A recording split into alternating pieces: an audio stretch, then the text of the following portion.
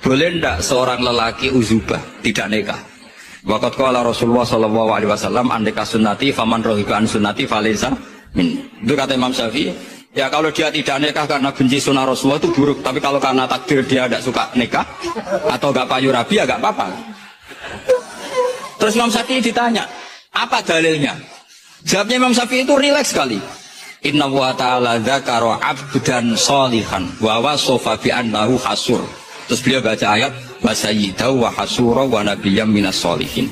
Allah itu menyebut sekian hambanya yang soleh, dan di antara hambanya yang soleh itu berstatus hasur, orang yang tidak nikah. Artinya tidak nikah itu bukan mengganggu kesalehan. Maka uzubah itu halal.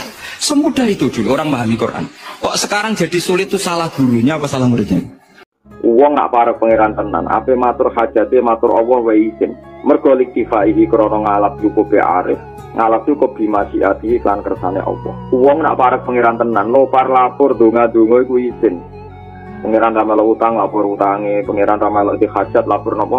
Hajat iku izin. Perkarane ngalap cukup be masyiai pangeran. Fakih fala yastahi, fakih pamu khali kaya apa la yastahi ora izin.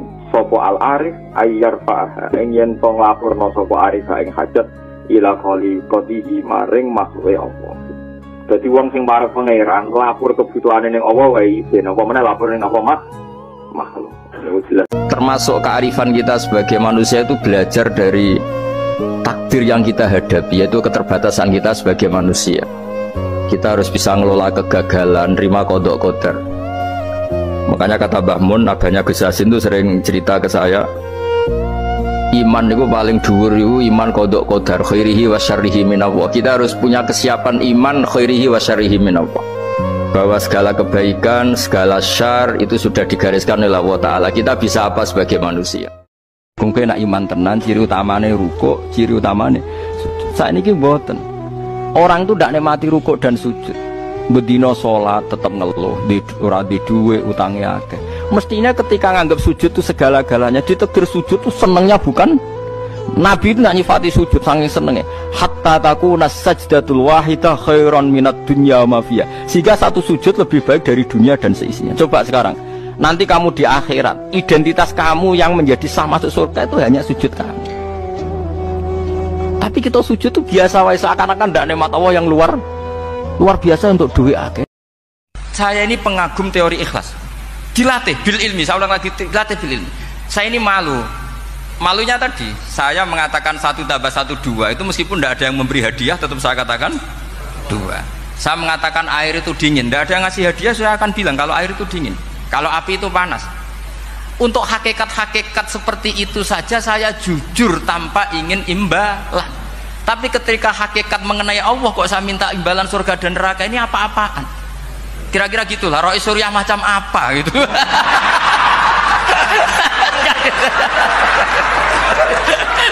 Ya saya kira demikian. Assalamualaikum warahmatullahi wabarakatuh. Waalaikumsalam warahmatullahi wabarakatuh. Kalau orang membawa keris menjadi syirik karena percaya sama makhluk. Orang misalnya kejawen kalau nggak bawa keris nggak nyaman. Orang kota itu kalau nggak bawa ATM juga nggak nyaman. Itu tidak dihukumi syirik. Kamu pergi lupa bawa HP, nyaman ndak? Ndak. Kenapa ndak dihukumi syirik?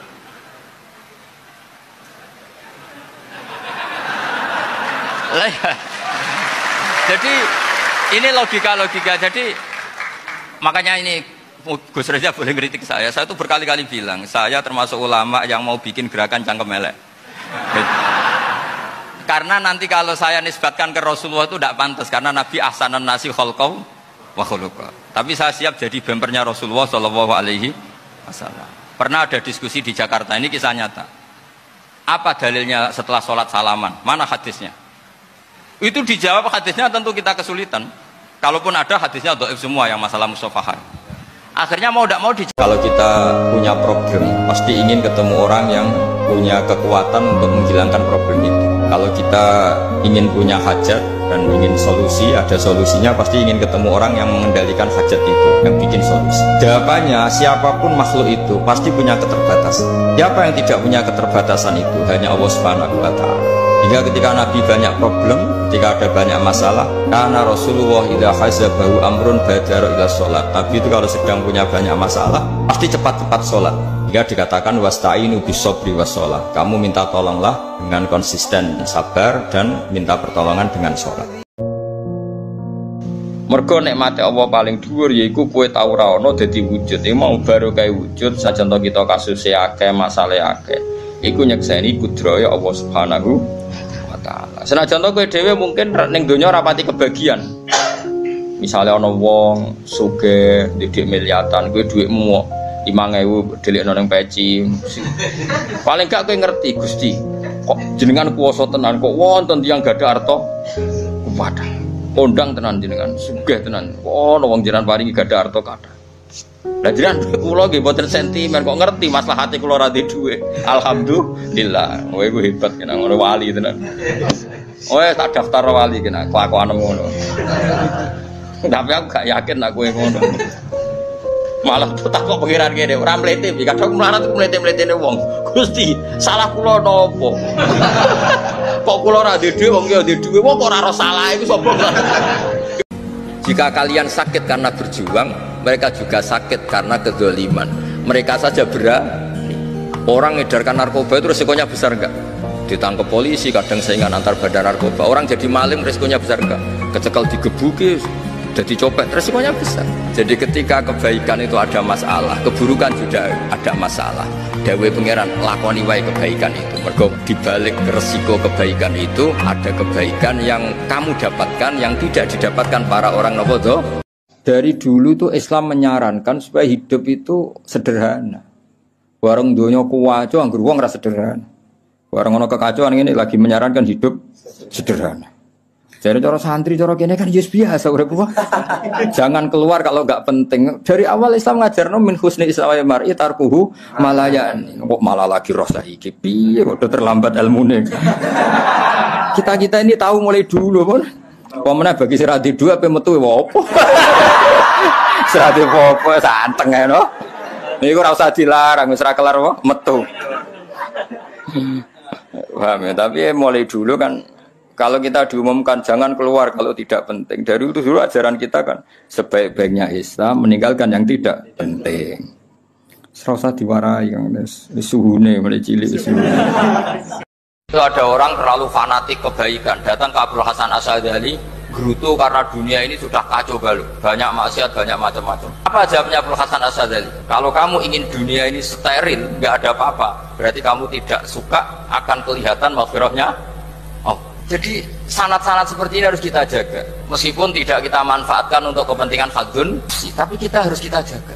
Jika kita jadi orang itu tidak terlalu sepaneng dengan pikiran kita bahwa maksiat itu pasti mendatangkan azab. Kok kamu katakan pasti, itu buktinya apa? Maksiat itu salah. Kalau salah harus istighfar. Maksiat itu salah, tapi Allah bisa saja mentobati yang maksiat kemudian jadi orang baik, karena Allah tetap bersifat yaghfiru liman yasha wa yu'adzibu man yasha. Kok kamu katakan pasti-pasti, itu sanadnya dari mana? Jadi ini pentingnya sanad ya. Jadi kita harus terus menjaga sanad ini supaya cara berpikir agama sesuai garis yang pernah ditulis oleh para ulama yang semua itu musalsal ila Rasulillah sallallahu alaihi wasallam. Itu ada orang terlalu fanatik kebaikan, datang ke Abdul Hasan Asy'adzali, gerutu karena dunia ini sudah kacau balau, banyak maksiat, banyak macam-macam. Apa jawabnya Abdul Hasan Asy'adzali? Kalau kamu ingin dunia ini steril, nggak ada apa-apa, berarti kamu tidak suka akan kelihatan maghfirahnya.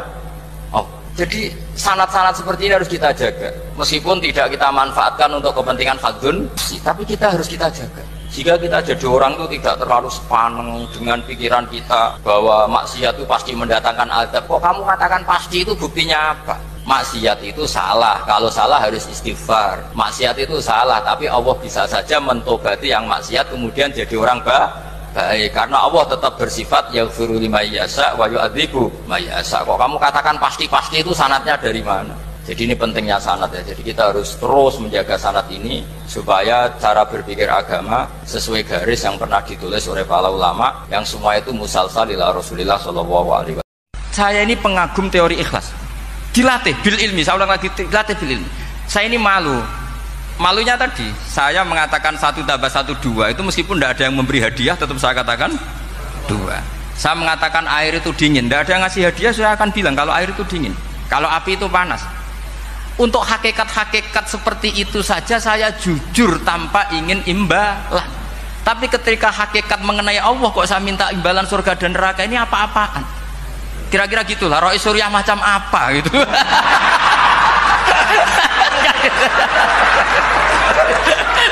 Ya saya kira demikian. Assalamualaikum warahmatullahi wabarakatuh. Waalaikumsalam warahmatullahi wabarakatuh. Paling enggak kita dengan puasa merasa lapar, betapa sakitnya orang-orang miskin yang lapar, terus merasa menghormati makanan karena begitu nikmat. Ketika puasa kita melihat makanan yang kita sepelekan ketika ada Ramadan, ketika Ramadan spesial semua, bahkan air putih pun spesial, sekedar gedang goreng spesial. Dan itu hebatnya Rasulullah ketika muji Ramadan dengan hal-hal yang lumrah, yang wajar. Lisoim farhatani, farhatun inda iftari wa farhatun inda liqa'i rabbih. Jadi Nabi membayangkan manusia itu apapun hebatnya, ternyata kebutuhannya pokok ya makan itu. Ya ketika buka itu senang sekali, meskipun nggak punya mobil mewah, nggak punya uang banyak, sekedar ketemu makanan tuh senang sekali. Nah, di sini kata tadi Pak Quraisy cerita, sekedar menghormati makanan tuh ya tahunya setelah itu. Jadi benar-benar lukmah satu makanan sesuap pun sangat berarti. Nah, di sini ada syukur yang luar biasa.